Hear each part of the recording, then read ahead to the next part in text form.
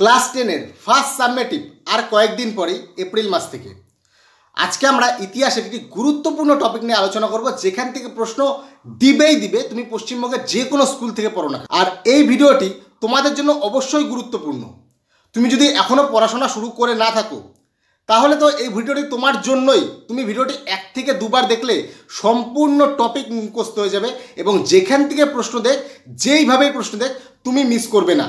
তোমাদের প্রশ্ন এমসিকিউ থাকবে, 2-এর থাকবে, 3-এর থাকবে, এবং আমি এখানে সবগুলোই কভার করব। তোমরা খাতা এবং কলম নিয়ে বসবে। তুমি যদি টিউশন নাও পড়ো, তাও তোমার এই ভিডিওটি বেনিফিট হবে। আমি যা যা বলবো সব নোট করবে। ভিডিওটি শেষ অবধি দেখবে, বিনা স্কিপ করে দেখবে। আমি উজ্জ্বল তোমাদের সকলকে স্বাগত জানাই knowledge history and study YouTube প্ল্যাটফর্মে। এবার আমরা পত্র পত্রিকা সম্পর্কে পড়ি। বাংলার প্রথম পত্রিকা কি ছিল? বেঙ্গল গ্যাজেট। প্রকাশিত কবে হয়? 1780। এর সম্পাদক ছিলেন জেমস অগাস্টাস হিকি। এটি ছিল সাপ্তাহিক পত্রিকা এবং এটি ইংরেজি ভাষায় প্রকাশিত হতো। তাহলে বেঙ্গল গ্যাজেট সম্পর্কে এটাই তথ্য, এর বাইরে কিছু জিজ্ঞাসা করবে না। প্রথম ভারত এবং বাংলার পত্রিকা, সম্পাদক জেমস অগাস্টাস হিকি, প্রকাশিত হয় 1780 খ্রিস্টাব্দে। এটা ইংরেজি ভাষায় প্রকাশিত এবং এটি ছিল সাপ্তাহিক পত্রিকা।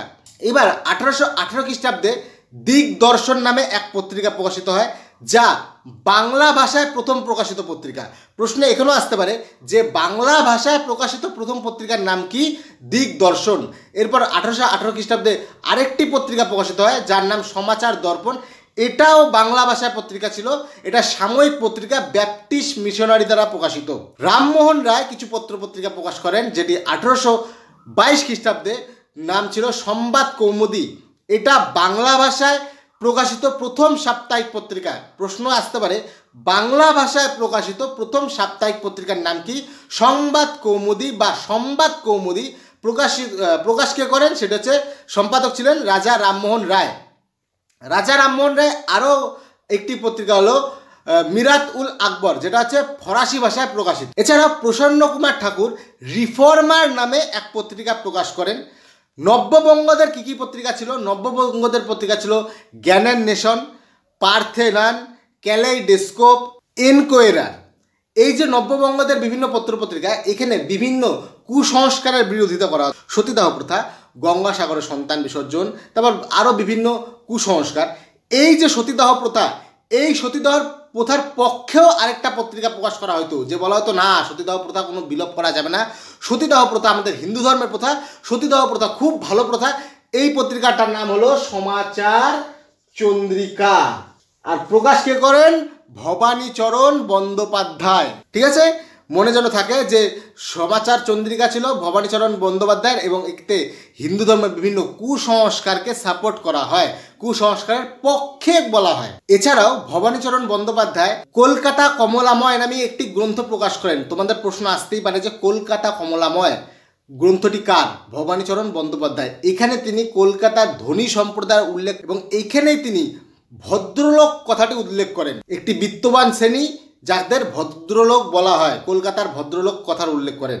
এছাড়াও 1829 খ্রিস্টাব্দে বঙ্গদূত পত্রিকায় প্রথম মধ্যবিত্ত কথাটি উল্লেখ করা থাকে। তোমাদের কিন্তু এগুলা সবই গুরুত্বপূর্ণ।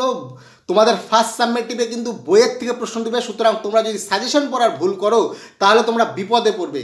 কোথার থেকে প্রশ্ন দিবে, কী প্রশ্ন দিবে কেউ জানে না, এমসিকিউ প্যাটার্নের প্রশ্ন, সুতরাং তোমাদের কিন্তু এরকম ডিটেলসে পড়তেই হবে। এখন আমরা বামাবোধিনী পত্রিকা সম্পর্কে জানবো। এই যে বামাবোধিনী পত্রিকা, এটি প্রকাশিত হয় 1763, কোথাও কোথাও থাকে 1764 খ্রিস্টাব্দ। চিন্তার কোনো কারণ নেই। এই পত্রিকাটি প্রকাশ কে করে? এই পত্রিকার সম্পাদক ছিলেন উমেশ চন্দ্র দত্ত এবং প্রকাশ করেন কেশবচন্দ্র সেন। হ্যাঁ, তোমাদের যদি প্রশ্ন আসে যে বামাবোধিনী পত্রিকার সম্পাদক কে ছিলেন, সম্পাদক ছিলেন উমেশ চন্দ্র দত্ত এবং প্রকাশ কে করেন কেশবচন্দ্র সেন। এটি ছিল একটি মাসিক পত্রিকা। প্রশ্ন এখানেও আসতে পারে যে বামাবোধিনী পত্রিকা মাসিক না সাপ্তাহিক?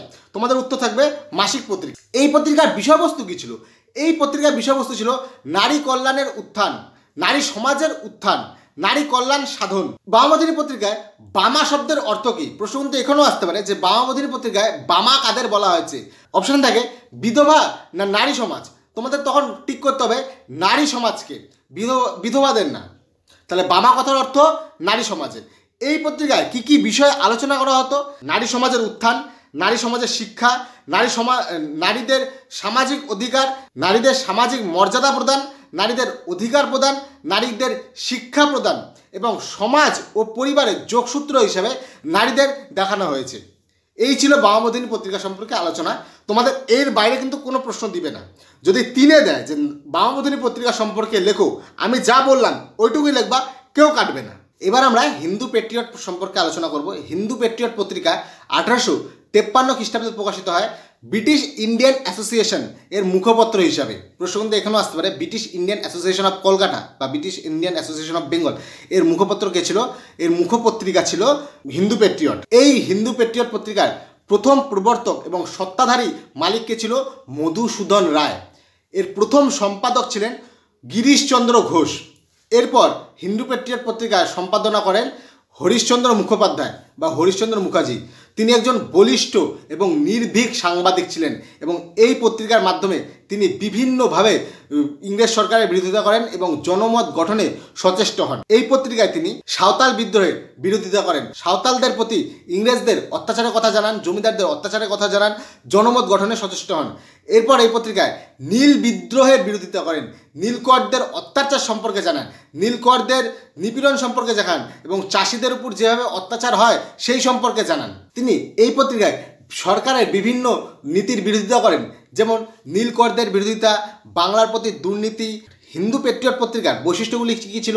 তিনি নারী শিক্ষাকে সমর্থন করেন, বিধবা বিবাহ সমর্থন করেন, নারীদের সামাজিক মর্যাদা প্রদানে লেখালেখি করেন, তারপর নীলকরদের অত্যাচারের বিরুদ্ধে লেখেন, তারপর হচ্ছে বাংলার দুর্দশা সম্পর্কে লেখেন, ইংরেজদের অত্যাচার সম্পর্কে লেখেন। এর জন্য হরিশচন্দ্র মুখোপাধ্যায়কে অনেক আইনি জটিলতায় পড়তে হয় এবং শেষ পর্যন্ত তিনি শারীরিক এবং আর্থিক দিক থেকে বিপর্যস্ত হয়ে অকালে দেহত্যাগ করেন। কিন্তু তার মৃত্যুর পর এই পত্রিকার সম্পাদনা দায়িত্ব এসে পড়ে কৃষ্ণ দাস পালের উপর। তিনিও ছিলেন একজন বলিষ্ঠ সাংবাদিক, তিনিও নির্ভীকভাবে এই পত্রিকায় সম্পাদনা করতে থাকেন এবং তাকে মহারানীর বিরোধী বলা হয়। এই ছিল হিন্দু পেট্রিয়ট পত্রিকা সম্পর্কে আলোচনা। এইবার আমরা আলোচনা করব হুতম প্যাঁচার নকশা গ্রন্থ সম্পর্কে। এই হুতম প্যাঁচার নকশা গ্রন্থটি লেখেন কালীপ্রসন্ন সিংহ। এই গ্রন্থে কলকাতার বাবু সম্প্রদায়ের যে বিরোধিতা করা হয়েছে। এই গ্রন্থে তিনি বাঙালি সমাজকে তিনটি ভাগে ভাগ করেছেন। 1. ইংরেজি জানা এবং পাশ্চাত্য অনুকরণ করা বাঙালি সমাজ। 2. ইংরেজি জানা কিন্তু নব্যপন্থী, তারা পাশ্চাত্য সমাজকে অনুকরণ করে না। 3. হিন্দু গোড়া সম্প্রদায়। এই গ্রন্থটি একটি ব্যঙ্গাত্মক গ্রন্থ। তিনি বাবু সম্প্রদায়ের প্রতি তীব্র ব্যঙ্গ এবং তাদের সমালোচনা করেন। তিনি বাবু সম্প্রদায়ের অশ্লীল আচরণের কথা বলেন। তিনি বাবু সম্প্রদায় যে সমাজকে ভাঙনের পথে নিয়ে যাচ্ছেন সেই আলোচনা করেন। এই যে বাবু সম্প্রদায়, তারা বাঙালিয়ানা ভুলে যে পাশ্চাত্যকরণের দিকে এগোচ্ছে সেই কথাও তিনি বলেন এবং হঠাৎ তারা ফুলে ফেপে ধনী হচ্ছে এই কথাও তিনি বলেন। এই বাবু সম্প্রদায়কে তিনি সাপের থেকেও ভয়ানক এবং বাঘের থেকেও হিংস্র বলেও তিনি ব্যঙ্গ করেছেন। প্রশ্ন কিন্তু আসতে পারে যে সাপের থেকে ভয়ানক কোন সম্প্রদায়কে বলা হয়েছে? কলকাতার বাবু সম্প্রদায়কে। ঠিক আছে, কে বলেছেন? কালীপ্রসন্ন সিংহ। কোথায় বলেছেন? হুতুম প্যাঁচার নকশা গ্রন্থে। কালীপ্রসন্ন সিংহ বিদ্যুৎ সায়নী সভা প্রতিষ্ঠা করে বাংলা সাহিত্যকে উৎসাহ প্রদানের কাজও করেন। ঠিক আছে, এই ছিল হুতুম প্যাঁচার নকশা সম্পর্কে আলোচনা। এর বাইরে তোমাদের হুতুম প্যাঁচার নকশা সম্পর্কে দিবে না, তোমাদের তিনও যদি দেয় তাই লিখবে। এবার আমরা আলোচনা করব গ্রামাবার্তা প্রকাশিকা। গ্রামাবার্তা প্রকাশিকা প্রকাশিত হয় 1863 সালে নদিয়ার কুষ্টিয়ার কুমারখালী গ্রাম থেকে। প্রশ্ন কিন্তু এটাও আসতে পারে যে গ্রামাবার্তা প্রকাশিকা কোথার থেকে প্রকাশিত হয়।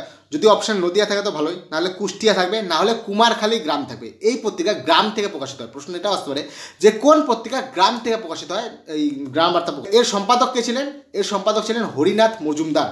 তিনি কাঙাল নামে পরিচিত, অর্থাৎ কাঙাল হরিনাথ নামে পরিচিত। তিনি প্রথম জীবনে ব্রাহ্ম ছিলেন, পরবর্তীতে তিনি হিন্দু ধর্মের প্রতি আস্থাশীল থাকেন। এই পত্রিকায় কী কী বিষয় তুলে ধরা হতো? এই পত্রিকায় নীলকরদের অত্যাচার সম্পর্কে তুলে ধরা হতো, দর্শন সম্পর্কে তুলে ধরা হতো, সাহিত্য সম্পর্কে তুলে ধরা হতো, বিজ্ঞান সম্পর্কে তুলে ধরা হতো, বিপ্লবীদের শপথ সম্পর্কে তুলে ধরা হতো। এই পত্রিকায় মেন বিষয় ছিল গ্রামীণ সমাজ জীবন, অর্থাৎ গ্রামীণ মানুষের জীবন, গ্রামীণ মানুষের স্বাস্থ্য, গ্রামীণ মানুষের উপর কীভাবে জমিদাররা অত্যাচার করতেছে, গ্রামের মানুষের উপর কীভাবে নীলকররা অত্যাচার করতেছে, গ্রামীণ মানুষরা কীভাবে লুণ্ঠিত হচ্ছেন, অত্যাচারিত হচ্ছেন, এই সম্পর্কে তুলে ধরা হতো। এছাড়াও এই পত্রিকা পাবনা কৃষক বিদ্রোহে কৃষকদের সম্পর্কে তুলে ধরেন, কৃষকদের পক্ষ অবলম্বন করেন, ঠিক আছে, কৃষকদের কথা তুলে ধরেন। যেখানে পাবনা কৃষক বিদ্রোহে সোমপ্রকাশ পত্রিকা এবং অমৃতবাজার পত্রিকা জমিদারদের পক্ষ নেন। এই গ্রামবার্তা প্রকাশিকা পত্রিকায় লালন শাহ গান বা লালন ফকিরের গান তুলে ধরা হয়। প্রশ্ন কিন্তু এখানেও আসতে পারে যে লালন শাহের গান বা লালন ফকিরের গান কোন পত্রিকায় ছাপা হয়? গ্রামবার্তা প্রকাশিকায়। এই ছিল গ্রামবার্তা প্রকাশিকা সম্পর্কে আলোচনা। এবার আমরা জানবো নীল দর্পণ নাটক সম্পর্কে। এই নাটকটি লেখা হয় নীল বিদ্রোহের প্রেক্ষাপটে 1860 খ্রিস্টাব্দে দীনবন্ধু মিত্র এই নীল দর্পণ নাটকটি লেখে। এইখানে নীলকরদের অত্যাচার সম্পর্কে, তাদের শোষণ সম্পর্কে, নীল চাষিরা যেভাবে অত্যাচারিত হয়েছে, তাদের উপর যে অত্যাচার করা হয়েছে, তাদের বাড়িঘর লুণ্ঠন করা হয়েছে, তাদের বাড়ির মহিলাদের উপর যে অত্যাচার করা হয়েছে সেই সম্পর্কে লেখা হয়েছে। এছাড়াও তত্ত্ববোধিনী পত্রিকা, সমাচার চন্দ্রিকা, সমাচার দর্পণ, হিন্দু পেট্রিয়ট নীলকরদের অত্যাচার সম্পর্কে লেখা হয়েছে। এই নীল দর্পণ নাটকটি প্রথম বাংলা ভাষায় রচিত নাটক যাকে ইংরেজিতে অনুবাদ করা হয়। প্রশ্ন কিন্তু এটাও আসতে পারে, প্রথম কোন বাংলা ভাষায় রচিত নাটককে ইংরেজিতে অনুবাদ করা হয়? তা হলো নীল দর্পণ নাটক। এবং এটিকে ইংরেজিতে কে অনুবাদ করে? Reverence James long. এবং এই অনুবাদের জন্য তাকে 1000 টাকা জরিমানা দিতে হয়। এবং এই জরিমানা কে দেন? কালী প্রসন্ন সিংহ, রেভারেন্স জেমস লংয়ের হয়ে। প্রশ্ন কিন্তু এটাও আসতে পারে যে রেভারেন্স জেমস লংয়ের হয়ে কে জরিমানা দেয়? কালী প্রসন্ন। এছাড়াও এই রেভারেন্স জেমস লংয়ের কিন্তু 1 মাস কারাদণ্ড হয়। এই ছিল নীল দর্পণ নাটক সম্পর্কে আলোচনা। এবার আমরা কিছু টুকরো টুকরো তথ্য জেনে নিই। যেমন গ্রামবার্তা পত্রিকা একটি মাসিক পত্রিকা। তারপর বাংলা ভাষায় বাঙালি দ্বারা প্রথম সম্পাদিত পত্রিকা হলো বাঙ্গালা গ্যাজেট বা বাঙ্গাল গ্যাজেট। সে সম্পাদক হলেন গঙ্গাকিশোর ভট্টাচার্য। আলালে ঘরে দুলালকে লিখেছেন প্যারীচাঁদ মিত্র। কালী প্রসন্ন সিংহ ছদ্মনাম কি ছিল? হুতুম পেঁচা। এছাড়াও হিন্দু পেট্রিয়ট পত্রিকায় ডালহাউজি সম্পর্কে আলোচনা করা হয়েছে। সোমপ্রকাশ একটি সাপ্তাহিক পত্রিকা। অমৃতবাজার পত্রিকার সম্পাদক ছিলেন শিশির কুমার ঘোষ। অমৃতবাজার পত্রিকাকে রাতারাতি ইংরেজিতে ট্রান্সফার করে দেওয়া হয় বা ইংরেজিতে লেখা হয়। এই ছিল আমাদের আলোচনা। এই আলোচনাটা কিন্তু খুবই গুরুত্বপূর্ণ। প্রত্যেকটা লাইন থেকে প্রশ্ন আসতেই পারে এবং প্রত্যেকটা লাইন একটা করে প্রশ্ন, এখান থেকে প্রশ্ন আসবেই আসবে, 100% আসবে। আলোচনাটি একবারে মুখস্থ হবে না, 2 বার দেখলে হয়ে যাবে, 3 বারও দেখতে পারো।